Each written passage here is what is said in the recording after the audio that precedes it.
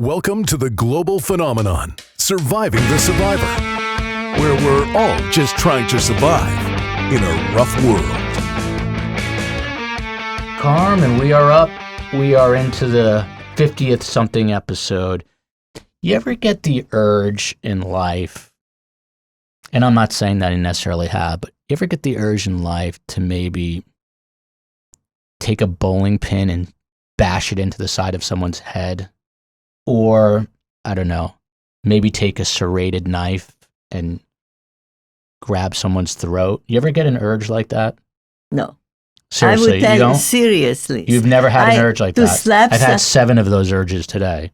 Slap somebody. I have the urge to slap somebody. You know who slaps people? Who? Nick and Nate Diaz. Shout out. That would be one of my favorite guests ever. Nick and Nate Diaz. Hashtag Stockton Slap. They're UFC fighters.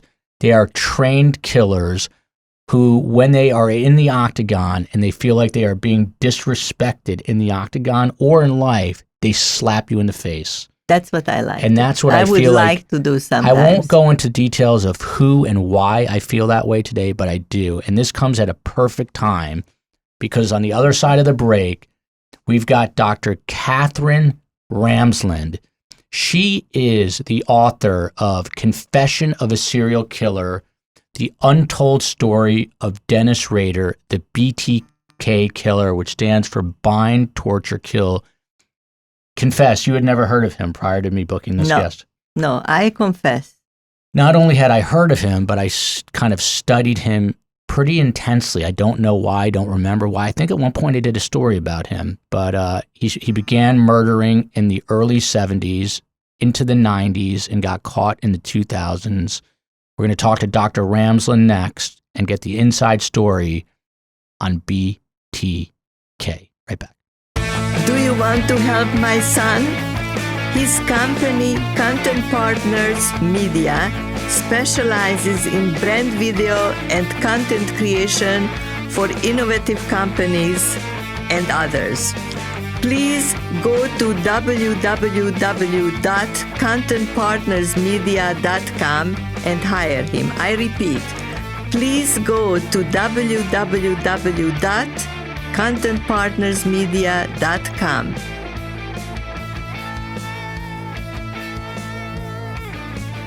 Welcome back to Surviving the Survivor.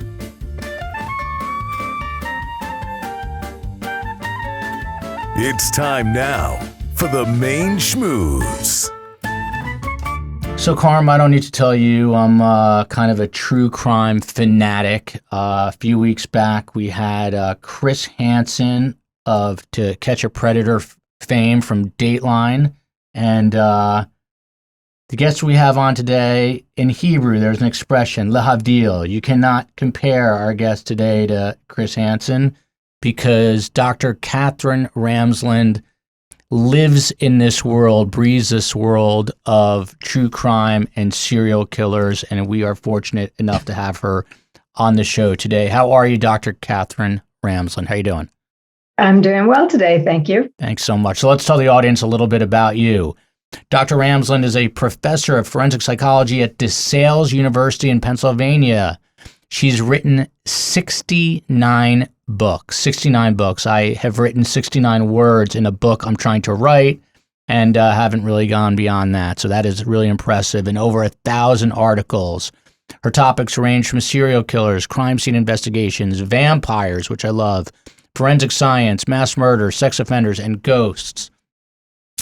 She holds a master's in forensic psychology from the John Jay College of Criminal Justice, a master's in clinical psychology from Duquesne University, a master's in criminal justice from DeSales University, and a shout out to our hometown university, a PhD in philosophy from Rutgers. We are from Highland Park, New Jersey, so it is close to us. Dr. Ramsland has appeared on a few shows you might have heard of. The Today Show, 2020, Montel Williams, NPR, Larry King Live, may he rest in peace, and E! True Hollywood. For ID, one of her most popular books is Confession of a Serial Killer, The Untold Story of Dennis Rader, the BTK Killer, whose story I followed really closely. She spoke to him consistently for well over a decade, and her book and she were just featured on A&E under the title BTK, Confession of a Serial Killer. So Dr. Ramsland, welcome. First question, are you still speaking with BTK? I am still speaking to him. We talk about once every 2 weeks, and we write still. I'm not sure where that will end up going, but we spent a lot of time putting together the show for A&E. And then at that point, we were talking probably every week, but now it's tapering off a bit. I have so many questions. This stuff really fascinates me. But to start off, I just read your bio, which is about an hour long. You have a lot of credentials, and that is something that BTK really delighted in, because when he heard that you were so credentialed, he felt as though he was important enough to have someone like you. Tell us about that. Yeah, I actually just got a Master of Fine Arts degree too. Oh, congrats. Racking them up. Which he really liked because there was poetry involved, and he thinks of himself as a poet. Yeah, he writes poetry. Vicariously, he enjoyed the poetry I was exposed to in that. But I think he really did like the fact that he was important enough for somebody with the credentials to take him seriously, and also want to explore who he was and what he called his dark journey in terms of how to develop. And I have to give him credit. He really did try.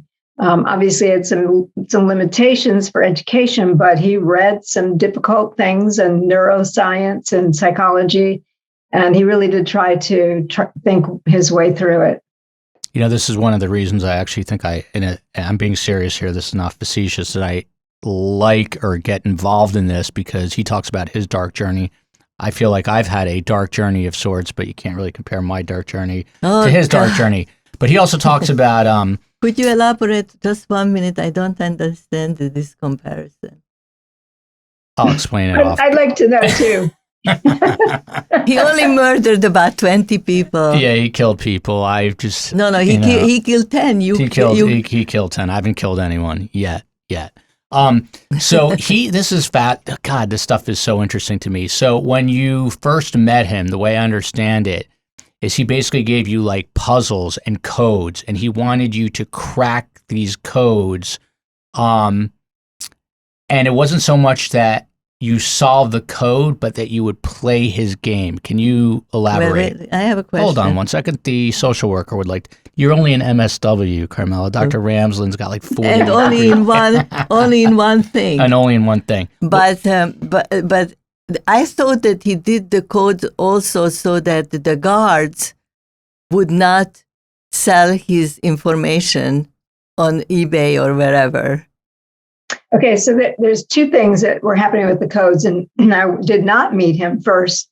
We had written some letters, and he gave me the codes to solve as kind of a gatekeeper thing. If I wasn't going to play the game, then there was no point in going forward. So that was before he did accept me as the person who would work on this with him.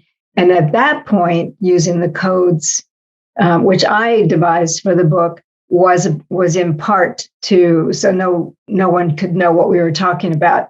But at the same time, it continued to be somewhat of a game as well.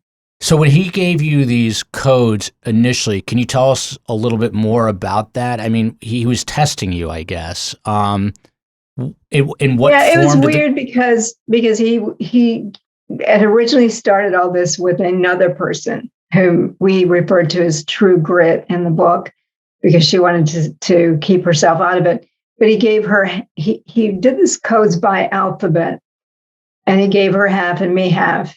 And then he'd have these things that were associated with the letters, so phrases. And he also sent me some, and it was complicated, sent me some clippings of newspaper articles and magazine covers. So in the letter, some of the phrases were embedded. There were things circled on the items that he sent me from the magazines and newspapers. And then I had to line up to the alphabet all the different things and piece together what this all meant. in terms of who he was and how we were going to work together. But weirdly, he forgot some of what it meant. He forgot his own code. And so I would get stuck, and then he couldn't help because he forgot. But the other person helped me put it together. And so by the time we got, and the whole alphabet's in the first chapter of the book, but it was pretty clear that we couldn't fill in some gaps. And that's when I decided, well, I will make the codes. And interesting. Before we go on any further, because some people who have been living under a rock do not know who BTK is, Dennis Lynn Rader. Carmela, were you one of them? I was one of them. Yeah, I was one of them. I live under a very big rock. You live under a big rock in Miami Beach. But Dr. Ramsland, can you just kind of tell the audience briefly? I think his killing spree started in the early 70s with the Otero family, and it ran many, many years. So just break it down for us quickly so people have a reference point. Okay, so Dennis Rader lived in Wichita, Kansas. He started killing in 1974 in January, and his first victims were a family of 4, the Oteros. About 3 months later, he murdered a young woman, Katherine Bright, and then about 3 years later, he murdered another woman, actually 2 women that year, and then capped it off with 3 more. So he had a total victim count of 10 between 1974 and 1991. But he got away with this for 30 years because he wasn't actually caught until 2005. And so that's kind of why he doesn't have that same notoriety as Ted Bundy and some of the others who were caught fairly quickly in their spree. By the time he was caught, he was 59. He didn't have all that sort of Bundy-esque. Even though he was taunting the police. Well, he didn't do that until 2004. Oh, okay. And the last killing was when? 1991. Okay, so 1991, and he started taunting the police. Early on, he had written to the Wichita newspapers, right? Early on? Yeah, but that wasn't taunting. That was because they had identified 3 people who they thought were responsible for the Otero murders. Mm-hmm. And he did not want them wasting taxpayer dollars going. So he wrote this cryptic letter and placed it in an engineering textbook in the library. And he actually communicated with a reporter to go find it because 1, he wanted no one else to get the credit for what he had done. And 2, he wanted to save the taxpayers' money. So was he kind of playing a similar game with the reporter early on that he did with you later on?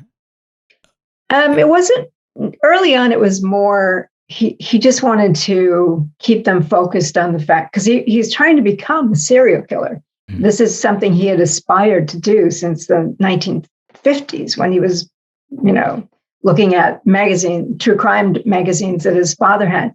He aspired to do this, and he didn't want them linking the 2 incidents he had actually done, because there was a witness in one of them.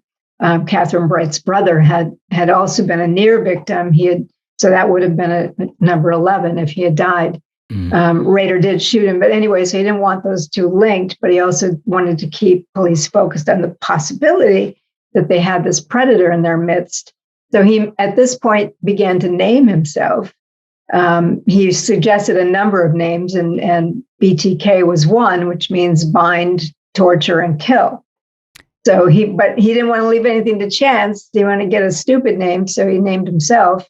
And it wasn't really, though, the same kind of cat and mouse thing that he did later in 2004.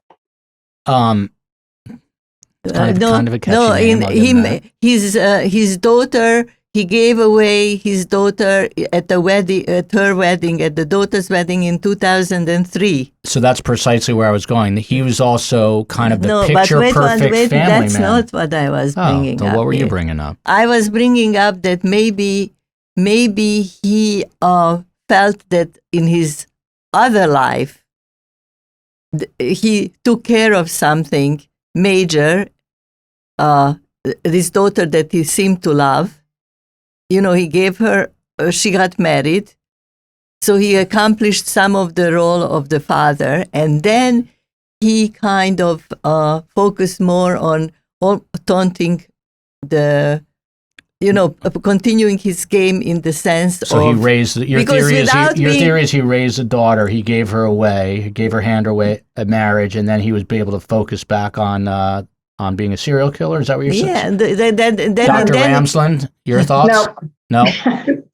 No, he was father of 2 children. I had a son and a daughter. Son, yes. And no, actually, what happened in 2004 is he read an article in the newspaper that there was an attorney in Wichita who was going to write a book on the unsolved BTK murders.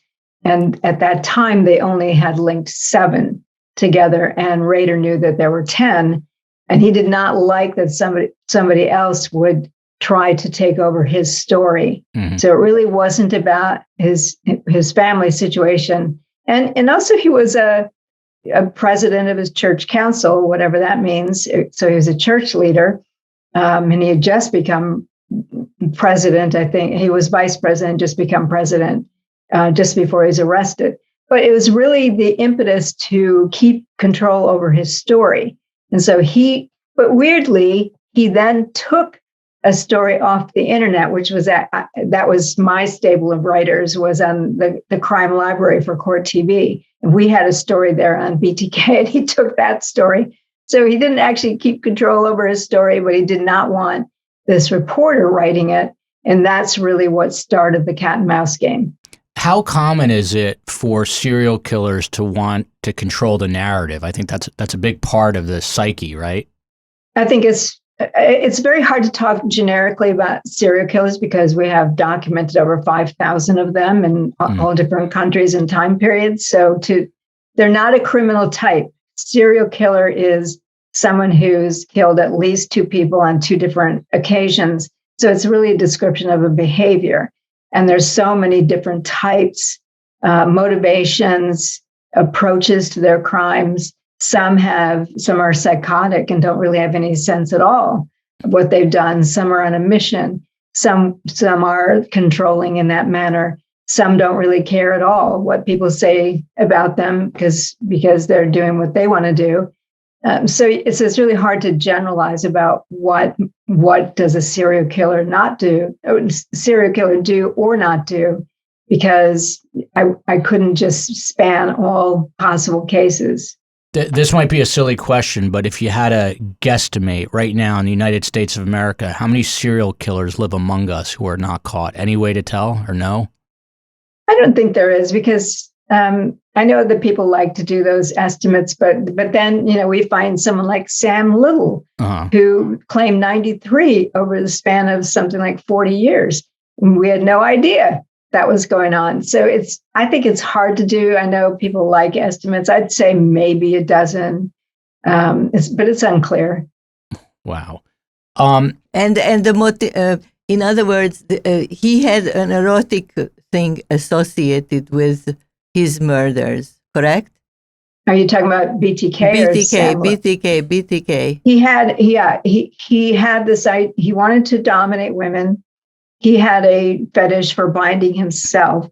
And so he wanted to bind his victims, but he also wanted to become famous. So these 3 factors kind of converged together when right after he had lost a job he really liked, and he was angry, and he had broken into a home, and he'd already thought of himself as potentially a serial killer. So he decided to just go ahead and act out. So when you say he would bind himself, and I don't want to get too graphic here, but would he do this obviously in the privacy of his own home? He would tie himself up in strange positions? In his home or out on the farmer's fields or under bridges. Since he was a teenager, he was binding himself, burying himself in sand. It's an autoerotic activity. And he had been doing it since probably 11 or 12 years old. So in your opinion, what is it meant? Is it an obsessive compulsive? Is it a form of an obsessive compulsive disorder since he was so focused on this from such a young age? Is it something else? How do you describe this, this predilection at such an early age? Sexual pleasure in a male, in a teenage male, it becomes addictive, and it's what arouses him were these bindings, these ropes or strings or whatever it was, and also dressing in female clothing because it was silky and soft and he liked it. But he had grown up watching horror movies, even Dudley Do-Right, girls tied to railroad tracks, Little Nell, and all of these things were arousing to him. So it's not obsessive-compulsive disorder. It's more that it becomes very addictive and it becomes the mechanism for the greatest arousal. And certainly he's not doing this with his wife, so he does it alone, autoerotic activities. So now, in my experience, the furthest I got is a man who would love to put on his wife's underwear. Carm, please don't. No, but this is the furthest. Don't tell me about my father. What's the matter with you? I don't need to know this. If your father would have liked that, yeah, I would have definitely given him my clothes. Dr. Ramsland, this might be the last episode. Well, his wife did not like it because he did attempt some things with her and she said no. So, okay. You think if she said yes, there'd be 10 people living still? Like if she was into this S&M bondage? No, because it wasn't just about the binding activity. It was also that he wanted to become famous and he already had identified himself as a potential future serial killer. So I don't think that would have been enough. At what age did he say, I'm going to be a serial killer? Well, he first read a magazine when he was 14 about Harvey Glatman. The featured Harvey Glatman featured his bound victims looking straight into a camera lens as Glatman was telling them he was going to kill them. And he was getting shots of their terrified faces. Ooh. And for Rader, that was the highest point of arousal. I am not familiar. So Glatman was a serial killer? Yes. Nice Jewish boy, Harvey Glatman. He would get women to allow him to tie them up by saying he was taking pictures for True Detective magazines, and they would be on the cover, and they were on the cover as victims. How many women did Glatman kill? 3, and then one got away from him, and a police car came by, so he was stopped pretty quickly. So, by the way, that's why he's not that famous. Yeah. By the way, does this go back to time immemorial? Have there always been, in your opinion, serial killers doing these kinds of deviant things? Very likely in all cultures. Because there's I'm sure you know this. There's a show on Netflix, and why am I blanking on the name? Which kind of chronicles the history of the FBI and how they first started. Why am I blanking on the name? But they started profiling. Mindhunters, yeah. We don't want to talk about that because there's so many flaws in it. And it just drives me nuts because I know I worked with both of the profilers that those two are based on, and there's just so much misinformation. I don't want to set Dr. Ramsland off because she knows BTK. So, but that's not really. I mean, the profiling started in the 1970s. Yes. But I imagine that, doctor, that even though there are 50 states, 330 million people here, I imagine you are one of the go-to people, a consultant on this topic, correct? I am a lot. I'm consulted pretty frequently, yes. So I went to Brandeis University. My roommate there was a kid named Dan Norman. I don't know his dad's name, but he was Dr. Norman, and he was a very well-known forensic psychologist, and he studied Ted Bundy. I remember being fascinated by that in college. I have his book. Oh, you do? Yeah. Mm-hmm. See, there you go. So by proxy, you are almost famous. Shout out to Dan Norman. So I want to get into a bunch of other things here. Let's start. So you mentioned BTK's childhood. Was he born in Kansas? What was his childhood like? Was it a normal, quote unquote, normal upbringing, loving parents, or? A completely normal. He grew up in part of Kansas, pretty much farmland. He had both sets of grandparents intact. His father had been in the military, but then when his father returned, he was the oldest of four siblings, 3 other brothers, and they played cowboys and Indians. They, had a loving family. Then they moved from the farmland area, Pittsburgh, Kansas, to Wichita, and he had 3 friends that he did a lot of things with. Nothing nothing out of the ordinary. And that No abuse, no and nothing. that when like myself, when you don't really study this and don't know anything about it, there is always this. I worked with children as a social worker, and they say, if they torture animals and what is the second? The McDonald triad has no research. McDonald triad. What is that? What is the McDonald triad? The McDonald triad is bedwetting, animal cruelty, and fire setting. And it's a simple formula. It is not universal. It is not supported by research. And it unfortunately, people keep thinking it's some kind of precursor red flag to a person becoming a serial killer, and it isn't. So animal cruelty would be, yes. Repetitive, destructive fire setting. Yeah, but not just settings of fires. And bedwetting is not on the list. No. I'm going to talk to Dr. Ramsland for the next 11 years on and off, like she talked to BTK. He loves this. He loves this. There's so many. I could go on for 100 years, which I will now until he loves. I never got into it. I always felt that my life was already enough. I was very young during the Holocaust. But one of the interesting things I found in my own head, this is completely concocted by me.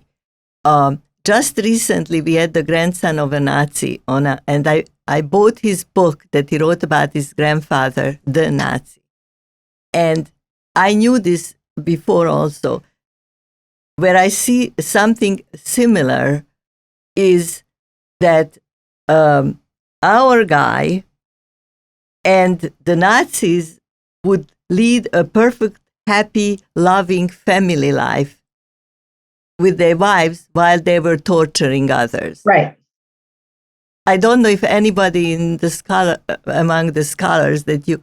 Well, Karmela, that leads into a good question. So how does a serial killer separate, the fetish and the violence from the family life? How do they do that? Well, psychologists like to call it compartmentalizing or doubling, but in fact, Rader has his own concept, which I think is the cubing. Cubing is, I think, a really important thing to take seriously because compartments give you the idea that all these aspects of their lives are really separate. Separate little drawers. In a cube, it's all these sides of a single entity, and then you just switch the side for whatever situation they're in because they're not deeply rooted in truth or integrity or any or even identity, maybe. Or even identity, so they can switch to whatever they need very easily. And I think the cubing idea is a lot better than compartmentalizing. And so, but he would go for years because this started in the early 70s and went through the 90s. And then he didn't really, pipe back up until 2004. I mean, men have urges. So how was he able to kind of stifle those urges for those long periods of time, psychologically? What he says is that he gave me a list of 55 projects, 10 of whom are dead. Mm-hmm. But he said he didn't stop. He just didn't succeed. He'd break into houses and wait for people. They didn't come home.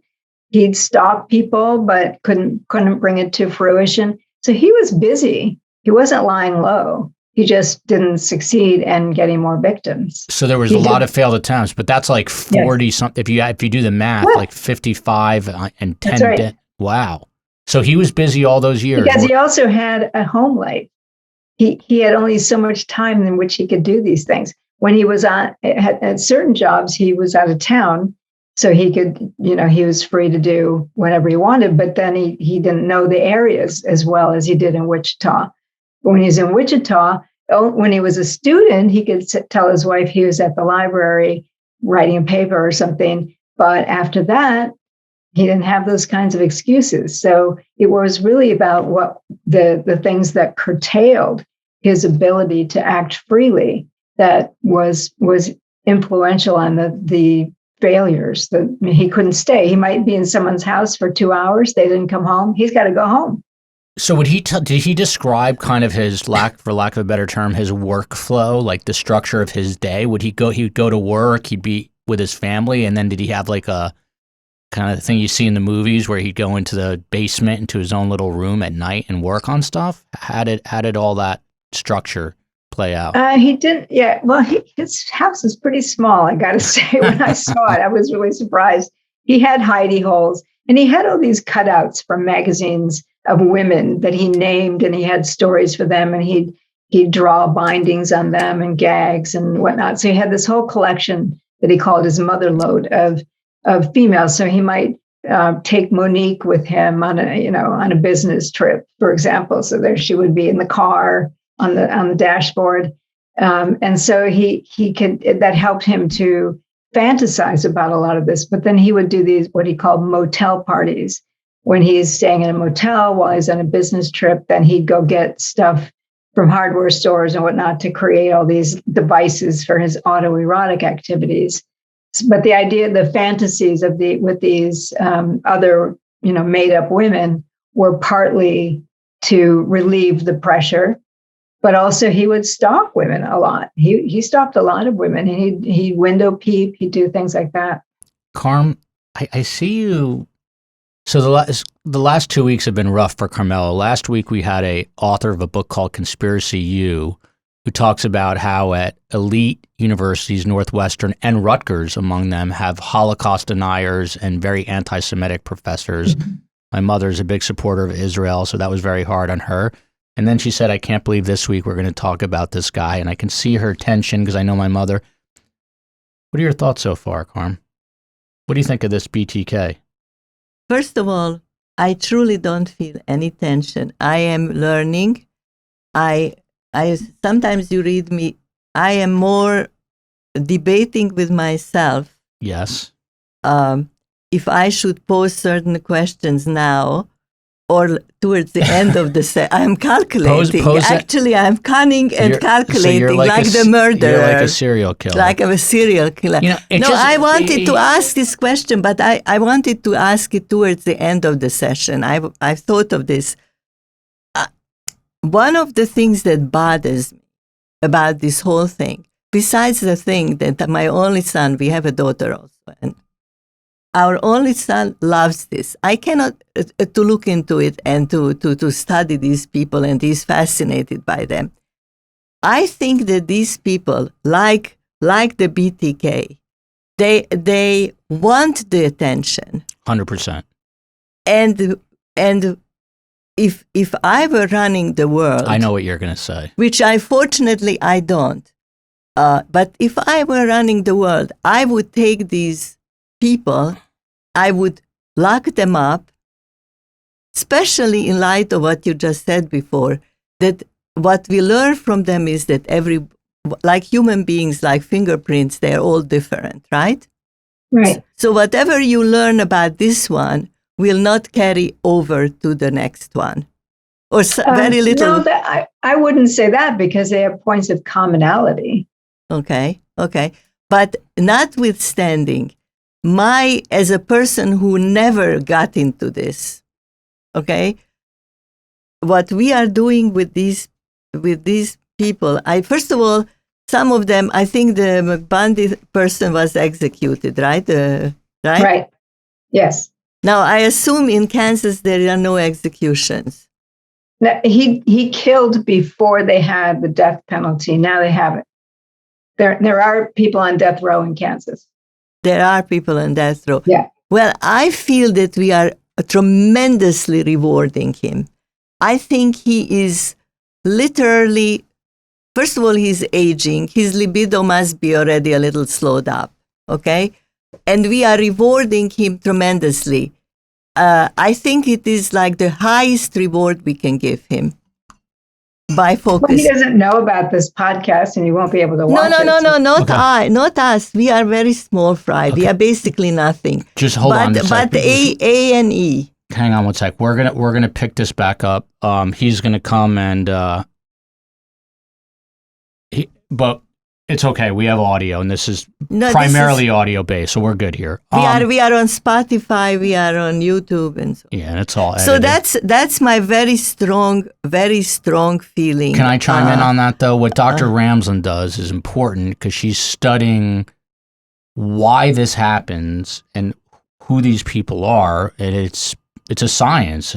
Is that right, Dr. Ramsland? Yeah, and I also want people to understand that this could be somebody who's in your church with you, who's your next door neighbor. I mean, we have these formulas that allow us to think we can spot the bad guys and protect ourselves that way, but we can't necessarily. We have to be very careful about those kinds of formulas, which is why I object to the McDonald triad idea. It's not a set of red flags. Animal cruelty, even though it is a red flag, lots of kids are cruel to animals who don't grow up to be serial killers. They're just angry.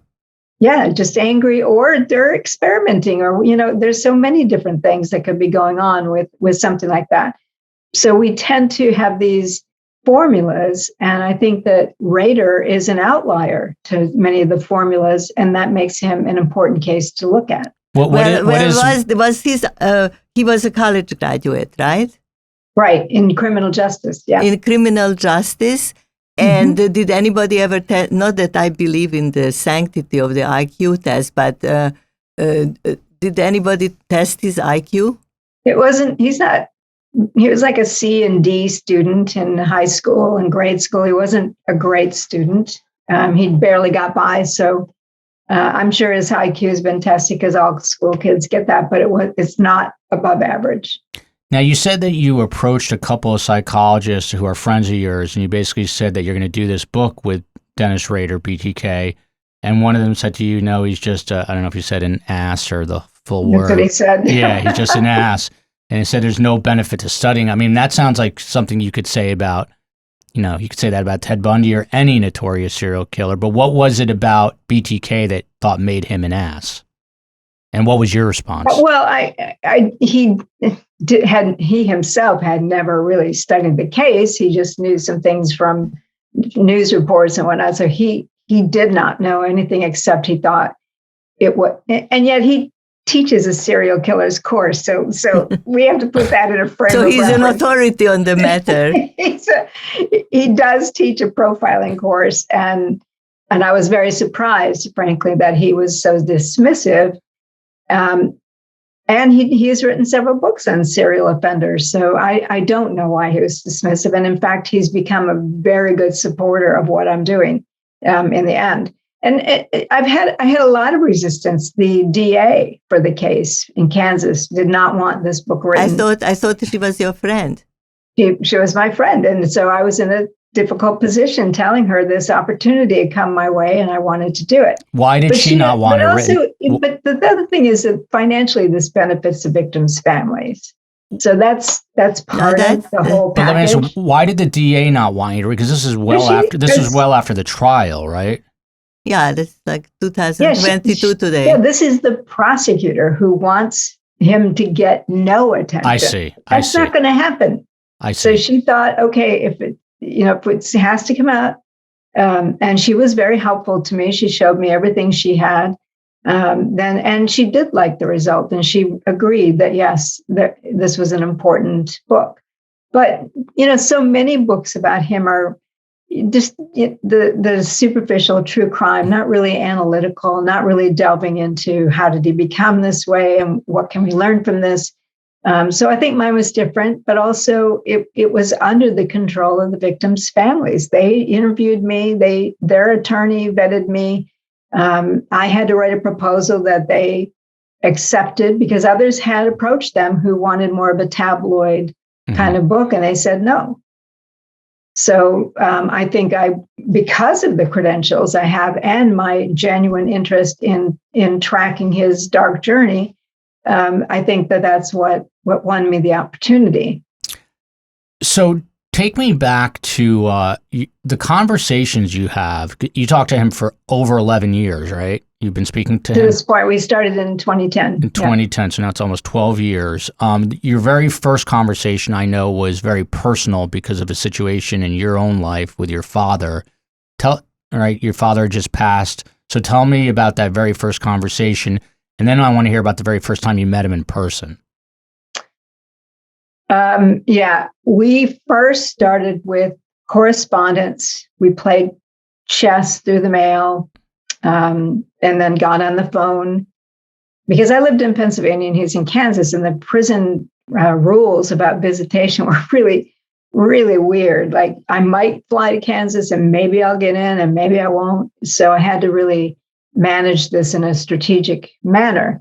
When I went to meet the attorney and look through all the stuff he had from the prior person who had started all this up, she had 3 boxes worth of letters and things. So I was going to look through all that in the attorney's office.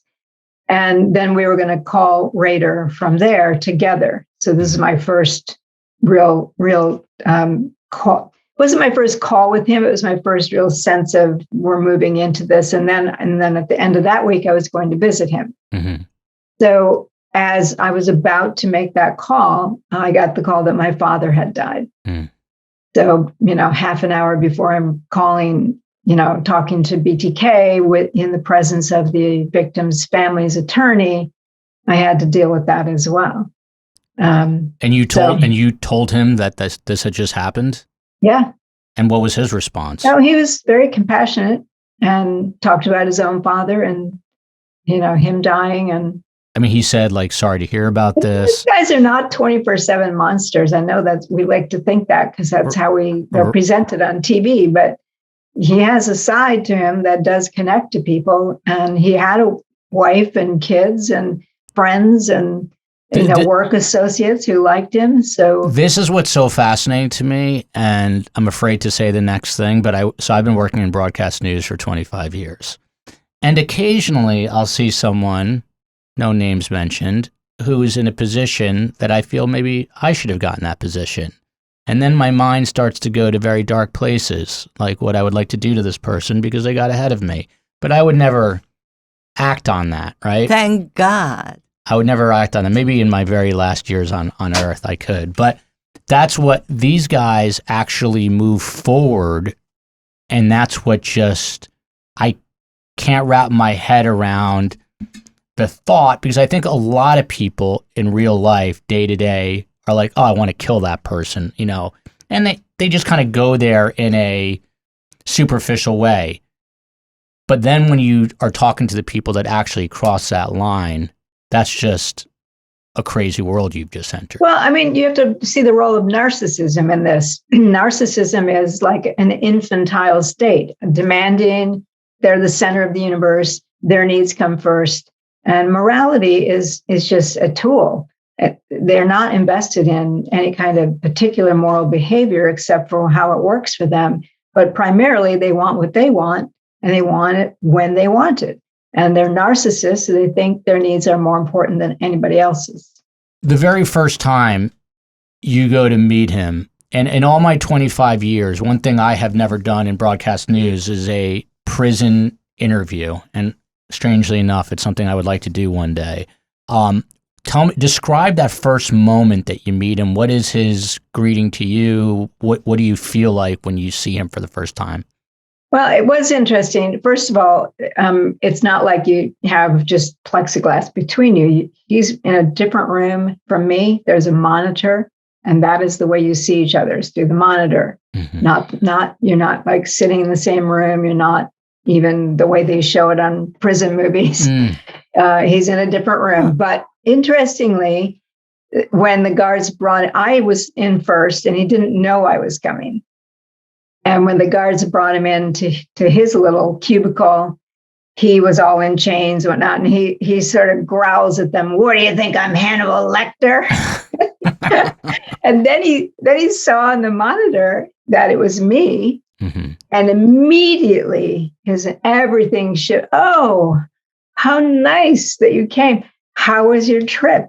Mm. Just that you could see that cube. The cube turning, twisting. Wow. Yeah, it was really very interesting. Wow. So, in a weird way, it's in a weird way, it's almost like our interview. It's almost like a Zoom interview. Like you wouldn't know that you're in the prison if you didn't know you were in the prison, right? Well, I'm in the prison because I actually got lost in a maximum security prison, finding my way to the cubicle. You hear the guards are outside the door. You hear the other offenders there. You definitely know you're in a prison. There's no doubt about it. But it is more monitored like this. Just as a side question, then what's the difference if you're doing it from Pennsylvania to Kansas, or you're doing it inside the prison? Yeah, they don't have Zoom in prison, so you can't No, do well, it. and frankly, they do have a video, but he's a sex offender. So the potential of a child coming into the screen means he doesn't get that privilege. Oh, wow. I understand. Very interesting. Otherwise, I would be able to do that. Yeah. Good question. Yes, very very good clarification. I was going to yell at you. Ironically enough, she'll yell at me for saying this for no reason, but the person I purchased my home from became a very wealthy man by creating a system for the prisons where you can send Instagram messages now, and the whole canteen system is on an app format. Right. The guy I bought my house, I should have thought of that idea, but anyway, I digress. So there's several of them, actually. There are several systems, because I use it for another prisoner that I talked to. He can get emails. He can't email me back, but he can get them so that it's faster than regular mail. Yeah. I think some of them get issued iPads, depending on the security. The level. Minimum and medium and maximum security. This one's called JPay, so they should be paying an app. JPay, JPay. I use JPay. You use JPay? Well, JPay, you should be paying advertising. Then he moved into a fancy house and sold my son his house, old house. Carm, your question. No, I was as an expert.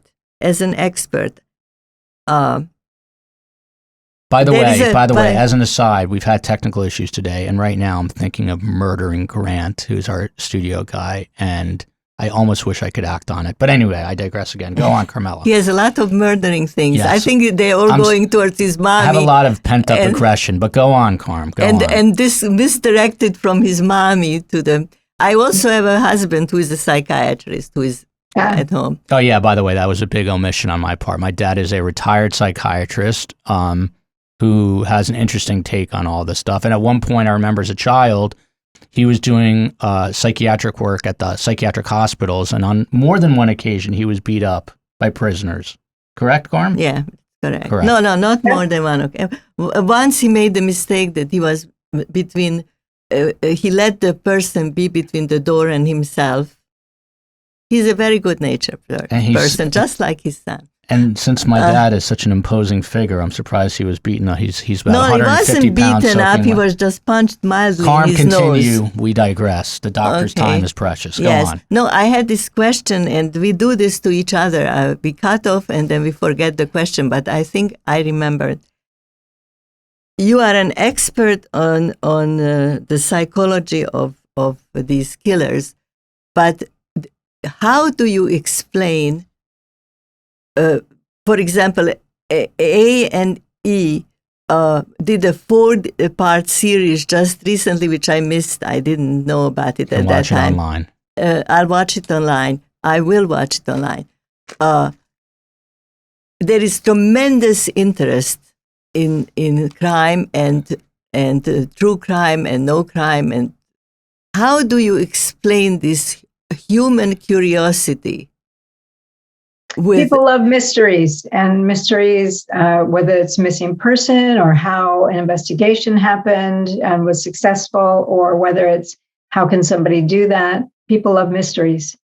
So back to prison for a minute. I think there is probably a small subgroup who just take off on these murder stories. She doesn't even there is a small subgroup, but we don't have time to look at all the different motivations for why people love crime. But they sure do. You don't even apologize for interrupting anymore. I'm sorry. I mean, there's a whole subset of women out there who are enamored by serial killers. I'm sure BTK has gotten letters from housewives. He has an abundance of correspondence, yes. And some are groupies, and some are serial killer groupies, some are prisoner groupies. It's male and female. So, there's a whole range. That's an entirely different topic. That was kind of leading into another question. So, you say that he speaks to about 40 people. That seems like a lot, but he's in contact.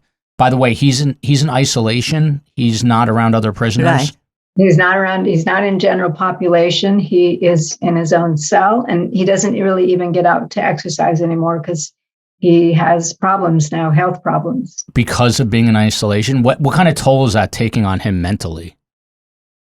It hasn't changed that much. I mean, he's aware of that he's aging. He certainly hears about the other aging serial killers who are dying off. So I'm sure that has an effect on him. When you're just in a little room for 24/7 every single day with no hope of it ever changing, that's got to have an effect on you. But I think he's doing remarkably well because lives in his universe, so to speak. He lives in his own metaverse.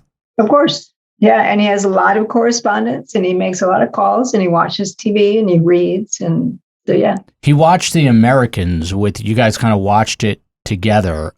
Why was he so fascinated by this show? Because I think you said that he kind of considered himself a spy in a lot of ways. Yeah, when he was in the military, he kind of thought of himself in this James Bond kind of way. So he'd walk around like he was a spy, and that was appealing to him. So when he saw this show, The Americans, which is about Soviet spies embedded in America during the Reagan years, and it's a family where they have kids who don't know what they do. So the parents are the spies, and they're on very dangerous missions, but then they come back and have a regular family life. He related to that because that's how he was living. Yes. I know. So I remember seeing his daughter, I want to say on 2020. First off, when he was finally a made man and people knew that he committed these crimes, what was the family reaction? They were blown away, right? They had no idea. Nobody had any idea, and they thought that his arrest was an error. And there were people who went down to the courthouse to protest. This is definitely not your guy. And he was confessing while they were insisting it was not him. Everyone was completely blindsided by it. Does the daughter or the wife, do they see him? Do they speak to him? No, nobody does. Nobody does. But the daughter wrote a memoir. I don't know how many copies she wrote a memoir after she read my book and talked with me about things that he had said that really disturbed her. And I said, well, you have a story too. Why don't you do yours? Have you spoken to the two children, right? But have you spoken to I don't get into his family stuff. And I have told him I will not talk about his family. So I'm not going to. How's he doing though? I mean, is he devastated by the fact that his family basically? Yes. Yeah, he is. Yeah. He's devastated. Does he understand it, or does he not understand? He does understand. He is regretful, remorseful about them, but doesn't have that same attitude about his victims or their families. But yeah, I mean, a narcissist is always going to be unhappy over losing something they think they deserve, and so. You can take that for however you want to. He does miss them, and he does not like the fact that he hurt them so much. Okay, are there like are there like degrees of narcissism? There are degrees of narcissism, definitely, and different types of narcissism. It's important to say because in everyday parlance, people will say you are a real narcissist. Sure, and a lot of people are pretty self-centered in the way they live their lives. That's a natural human response, but some are very attuned in almost an infantile way, as if they think their needs are the most important, and they become very demanding, and they don't recognize real sympathy or empathy with other people. In the prison, I assume he's the most famous, quote unquote, famous killer. Does he know that? Does he relish in that? Does he consider himself sort of a celebrity in there? He's not in general population. He doesn't have any sense of other people. Really? I mean, the guards certainly, they know he's a famous serial killer. Yeah. But he doesn't really even have that much interaction with them either. Really? I mean, they bring his meals and then, which come through the slot, and they bring his meds and, but they don't take him out to the exercise place anymore because he doesn't go out. So he chooses not to go out though, right? He can't. He has medical issues. Oh, wow. Wow. That's just so insane. Just thinking about living in one room. Well, Let me it ask you will a question. Definitely shorten his life. Do you, Do you sleep well at night, or do you have nightmares after hearing these stories? I think when you approach a subject clinically, it's different than if you're really trying to immerse in it out of interest. So for me, it's no, I sleep fine. I'm learning things, and I'm producing something from what I'm learning that I hope is benefiting others. So no, it doesn't. I don't have nightmares of it. If you hear something creaking at 3 a.m, are you on higher alert because this is what you do for a living? Yeah, but I think everybody would be. Everybody would be. I don't think it has anything to do with being. Now, the one thing that I will say is, if I do a lot of walking, and if I'm walking alone on a path, and I'm any male from the age of 10 over, if I pass them going the other way, I will always look back. Wow. So not trust them at all.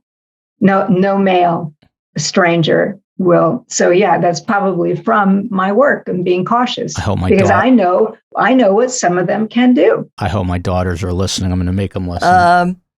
When you said all male, does this imply that there are no women serial killers? Eileen Warnos. No, there are women serial killers, but they don't usually come after you on a path after you pass them. Males do. And no, female serial killers have a pretty different approach. And I would not be that concerned. And not that I wouldn't be, because I know that some of them have been partners with male serial killers and have lured young women. I'm not a young woman anymore for that kind of thing, but certainly I'm alert to the way predators have approached and harmed people. And that has influenced the way I live my life and what I do to be observant around me. Now, on the flip side, do you think BTK is hopping into bed at the end of the night and he goes to sleep with a clear conscience? I don't think conscience is a term that matters that much to him. Psychopathic individuals really don't have remorse. They don't care. So, but it's not to say he sleeps well either. Because I'm laughing because he looks at me because my mother has a little psychopathy in her. We always tease that I don't get enough upset about situations. I react, but I don't get enough upset about it. Now, well, emotionality is different for different people and has a lot to do with what you've been through and what you need to do to survive.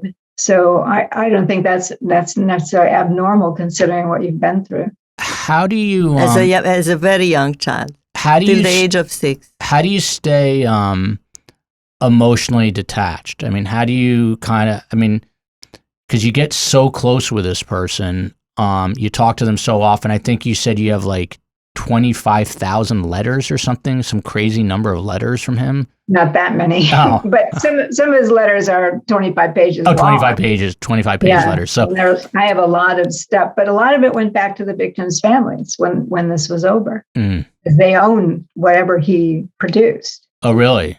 That's interesting. So I kept what I needed for, continuing to work on getting the book out there, but they own everything that I have. But do you ever find yourself saying, I kind of feel bad for Dennis, or, he's not the evil man people paint him out to be, because you have an emotional, you ever get emotionally connected, or how do you keep that wall up? Well, I mean, if he's talking about his medical issues, of course, I'm trying to be a sympathetic listener.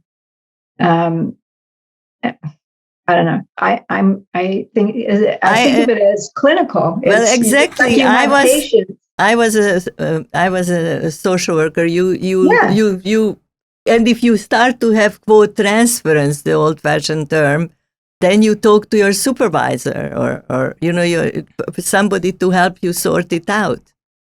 But I don't think I have that same feeling about. I'm not a therapist. I was for about 1 year and I hated it. So I don't think I have that connectedness to people in general that it would pull me in that way. So I just think I have the ability to do this because I'm not vulnerable to that kind of emotional connection. Is there one thing that people don't know or don't understand about BTK that hasn't been put out there yet? This story I've been doing this for 10 years. Everyone asks me that question. Everybody wants the one thing. Probably, so give it to us. Give it to us. There isn't. Why would I hold anything back from the book? The book is, I think that you, first of all, you should not look at the A&E series, despite the fact that it's 4 parts, as the whole story, because it's bits and pieces. No, after you read the book. Yeah, so the book really has the full force of this case. There's a whole chapter of him analyzing himself. There are my thoughts on it. There are police reports that he circles and underlines and speaks about. And I think if you really want a lot about him, you'll have to look at the book or get the audio or whatever you want to do, because there's a lot more than any of the other BTK books out there, which are primarily about the investigation. This is really from his point of view, largely his voice.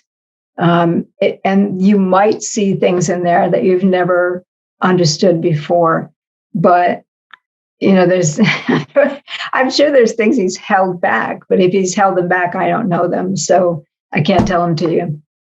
2 quick final things. Of all the serial killers that you studied, is there one that sort of stands out as being the most ruthless, or maybe the most psychotic, ruthless, whatever the term might be? Well, psychotic and ruthless are 2 different things.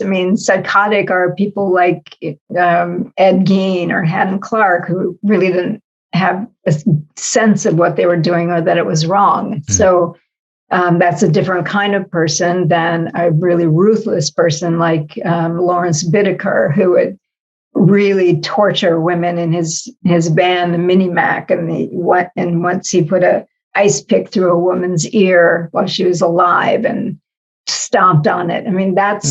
That's horrible stuff. And there are some like Richard Cottingham who would cut their breasts off and light them on fire.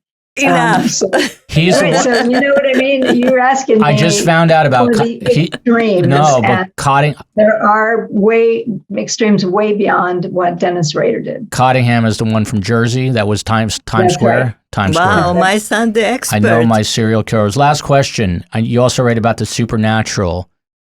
Are ghosts real or not? My wife. I don't know. I have no idea. And that is not a fair last question. That's a huge No, I will have a last question. That will be fair. I have a Carmela, your last question. Okay, this is a very thorough and extensive research and work and grafts and really Carmela, you really need to work on getting to the question. Really? Go ahead. This is our 51st Don't let him episode. interrupt you. Go ahead and say Don't worry about it. 51st episode. The end of my question is, what are you working on next? I can't tell you. There is another one, but I'm not classified. It's classified. It's classified. Promise me this. I can stay in touch with you. You'll give me some insider information, and you'll let us know what is next when you can let us know. And actually, there is a thing that you'd probably like, and it is I'm an executive producer and the originator of Murder House Flip. You would probably love that show. And where do I find that? It's on Roku. It's a Roku original, and we're in the 2nd season of getting our houses together. It's about houses that have murders, and we heal the house with a renovation. Wow, I'm gonna check that out. You are a fascinating guest. The book again by Dr. Katherine Ramsland, who has written 69 books. It's insane. Confession of a Serial Killer: The Untold Story of Dennis Rader, the BTK killer. There are some crazy people in this world, which makes me feel better about myself. Dr. Ramsland, thanks so much for coming on. We appreciate it. Go are you. Thanks a lot for coming on. We will get this to you as soon as it's ready. And we look into by the way, my mother has a rule for me, which is at the end of every episode, ask the guest, how can I help you? But I'm terrified to ask you that because you might send me in a wrong direction. So... But if I can help you, I actually have an event today to monitor, so I need to go. Okay. Thank you. Thanks so much. Thank you.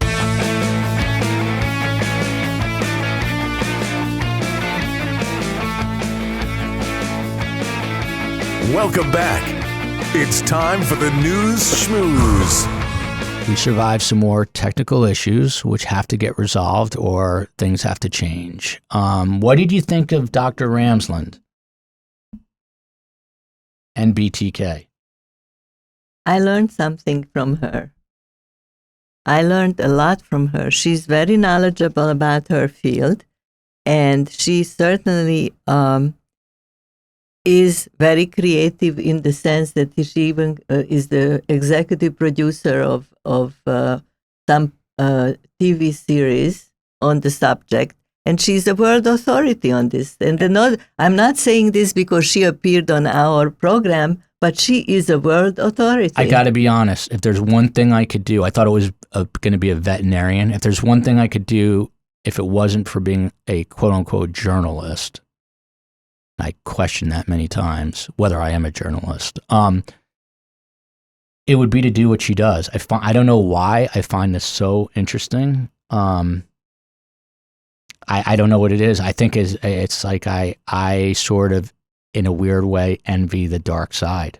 I really have some crazy thoughts sometimes. I think you should see a psychologist. I probably should. I swear. I mean it. This is weird. I never knew. No one returns my emails. You think if BTK emailed someone, they return his email because he's famous. May I say something to you, People know who he is. Yes, fame. He made his mark. Maybe in the wrong way, but he made his mark. Me, I'll just maybe in the wrong way. No, we are not sure that it was the wrong way. I will ride off into the sunset with anonymity. He got his fame. Me, I'm a nobody. On to the news schmooze. I decided, Karmelas, since I continue to work, and will probably get fired for doing this podcast, that each week we should kind of break down an actual media story, and we start today. And this one gives me such pleasure, the kind of pleasure BTK would get from a kill. This is what this story gives me. Chris Cuomo and Don Lemon's love affair may be over. Per the Wall Street Journal, and by the way, I know Chris, and he's actually a good guy and treated me very well. That's for full disclosure as a journalist. Don Lemon, previously a close friend of Chris, asked at a meeting after Jeff Zucker, the head of CNN, was fired, asked, did you think the head of Time Warner, who they're merging with, did you think about what message it sends to the journalist in the company, CNN, and also to the larger public, people watching, that someone can be found to break with those journalistic standards and then get paid handsomely for it? Now, just to break down the CNN story, what happened was they fired Chris Cuomo because he defended his brother. They said it was unethical. It appears that now Chris Cuomo took down Jeff Zucker because Jeff Zucker was dating someone and he did not disclose it at the company. But the real reason Jeff Zucker, they believe, is fired is because he had a much closer connection with Andrew Cuomo, and it was also advising him. So now Chris Cuomo with Andrew Cuomo, now Chris Cuomo has a defense team, a lawyer all set up, and he's saying to them, give me Megyn Kelly money. Megyn Kelly got paid $69 million to leave NBC. And I just love that all these narcissists, and Chris, you are a narcissist, you would admit it. Oh, you learned the term. You learned the term all today. All these egomaniacs are now killing each other, stabbing each other in the proverbial throat. Now, Jake Tapper at this same meeting called Cuomo a terrorist who didn't get the payout he wanted, so he decided to quote unquote torch the place, asking the head of Time Warner, how do we get past this perception that this is the bad guy willing? Now, Allison... Winning. What do you think? You said willing. Winning. Allison Camerata, who I know also, she chimed in per the Wall Street Journal saying, I think that what you're hearing and what we're all experiencing is just a huge shockwave to all of our mental health. This, meaning Jeff Zucker being fired in the Chris Cuomo saga, has been incredibly destabilizing and unsettling. One of the secrets to mental health is understanding. And the way that happens is getting some answers and some closure. Yeah, just tell BTK that. And we don't have that, Camerata said. We don't understand why the death penalty was necessary for Jeff Zucker. Cuomo is not backing down in his battle. He intends to demand as much as a $60 million settlement for all of this. Carm, you hear this. What do you think as an outsider? Oh, he took a second. Look at what, I mean, it hasn't even been a week. Jeff Zucker is gone, and now every anchor is stabbing the other anchor in the back. Miserable. May I get, you are not Karmela. You asked what Karmela thinks. And very frankly, this is the nature of broadcast news. It's Joel, can I just say something to you? Selfish. This is the nature of academia. Especially if you have tenure, you don't go off the track. What do you think of what I just told you? This is what happens when you work for institutions. This is what happens. Bullshit. Yes. Bullshit. Yes. I think especially... You don't think Tapper, Cuomo, Allison have these huge egos? Don Lemon? May I say something to you, Joel? Yeah. You shouldn't give a hoot about this. You shouldn't care. I don't care. The whole ship is going down. It's like, the ship is sinking. The ship of television is sinking. CNN has rejected me more times than BTK's failed murders, which were in the 40s or 50s. And you know what? I'm going to enjoy every second of this vessel going below. No, nothing will go below. It's already sunk. Below those shards of ice. Here is what happened. The other day I have to say this now. I saw a statistic. On a given night, CNN has like 800,000 viewers with 330 million Americans on prime time. And especially, what is that, the 18 to 55 group called? It's the demographic. The demographic that counts. Yeah. It has no demographic that counts anymore. And Joe Rogan has 100 million. How many million? 11 million. $100 million. He has 11 million downloads. And now compare 800,000 to 11 million. And it's not just one night. This is what's happening to television. So the whole concept of television is a has-been. It's you have to deal with it that as new technologies happen, television is kaput. Page 6 is reporting. Okay, so they are killing each other while they are sinking together in the same ship. Page 6 says that. And by the way, what did Cuomo do?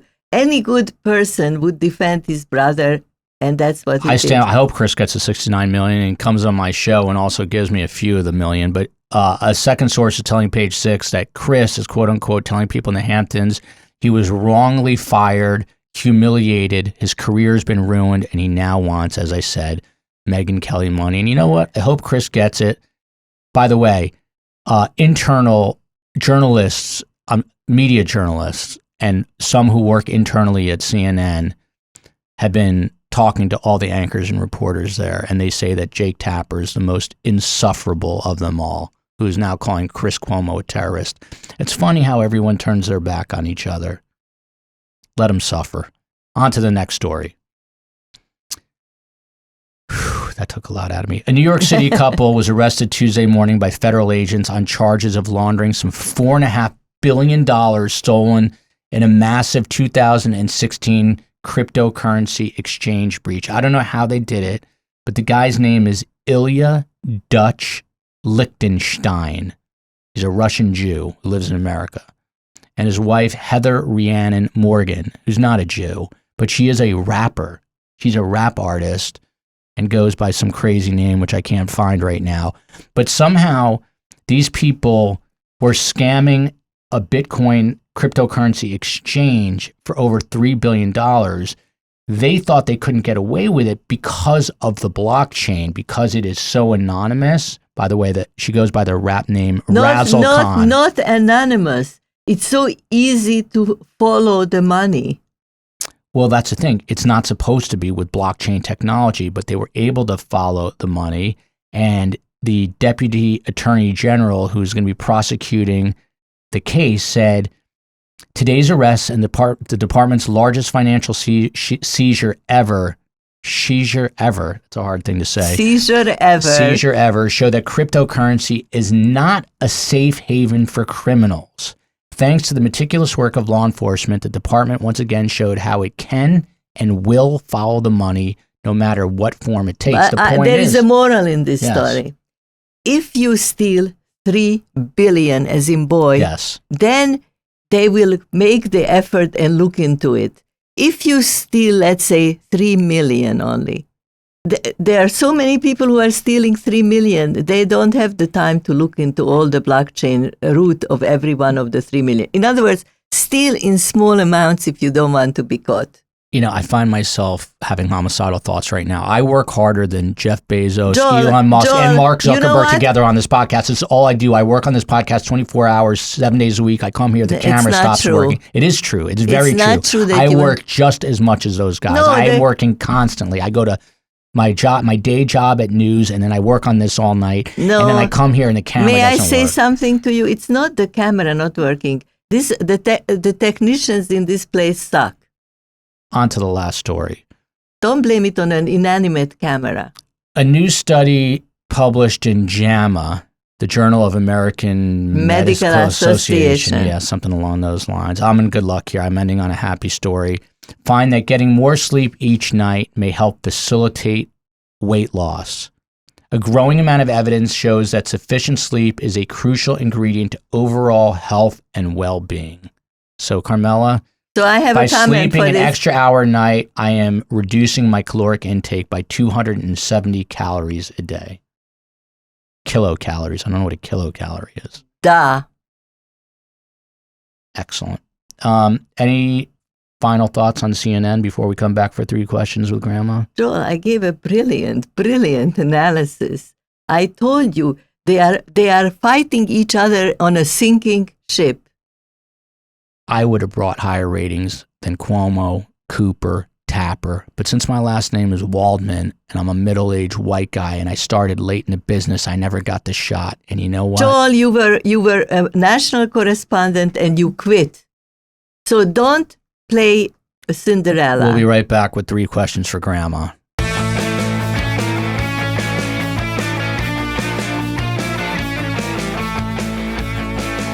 It's time now for 3 questions for Grandma. This show is honestly, they talk about that extra hour's sleep. You do this podcast, I probably dropped 3 pounds during this podcast. You lucky one, I gained 3 pounds. Let me tell you, if I have any more technical issues, this is the final straw here. Joel, you gave already so many chances. This is it. I worked too damn hard on this podcast. 3 questions for Grandma.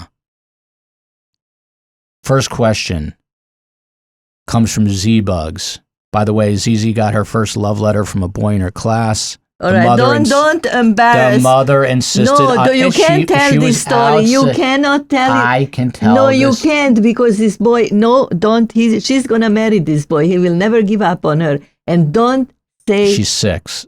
Don't say I'll reveal anything. it on social media. Follow us on Insta, and I'll reveal it there. Don't reveal Great it. tease, Carm. Thank you for playing along with me. First question comes from ZZ Bugs. How does God know what time it is to change from night to morning? In other words, how does he know to bring the sun up and put the sun down and the moon up and the moon down? How does God know? This is it. This is very hard to understand. I just saw what the Lubavitch Rebbe, I saw it on Facebook like an hour ago, somebody put it on, that the Lubavitch Rebbe said that he pays attention to every single tiny detail for everybody. Now, I don't know if I would have believed this before the advent of the computers, but now there is so much computing that can be done in 1 second that God can decide when the sun will go around and when the earth will go around and program everything in, and it's working. On to the next question. I think this may be a redundant question. This comes from Vida Aliyah, who was in a rush to school and a little lazy with her thought process today, but she wants to know, why do some people need glasses but others do not? I don't think she ever asked this. Oh, so what's the answer? Well, your great-grandfather was an optometrist. He studied to chisel eyeglasses. I'll show you what chiseling means that you put it into a shape. Look, he exerted all that time and he ended up in a gas chamber. No, but the point is, I exert all this time and the camera dies. Okay, that's better if the camera dies than when I'm you not so die. sure. When I'm you not so die. sure. I'm not so sure. Okay, Joel, you're persevering.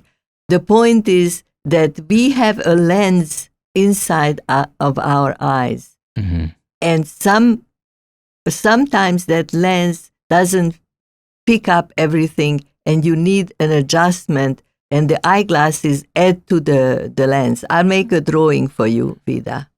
Last question comes from J Mac, who's almost 3, not quite, insists on being part of this. This morning when I was getting the questions, he said, how does it, and Z-Bugs was with me, and she goes, just 6, and she said, spit it out, J-Mac, and he said, you don't tell me what to do, you don't tell me what to say, I have question, and he goes, and she says, spit it out, J-Mac, and he says, my question. Meanwhile, I've slept for 2 hours, I'm absolutely exhausted, I feel like I'm going to vomit. This goes on for like 25 minutes. How does it? Spit it out, J-Mac. It's my question, me question. Finally, the question came. How does a grown-up buy apples?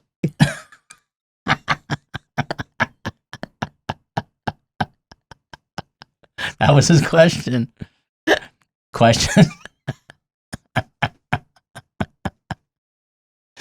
does apples?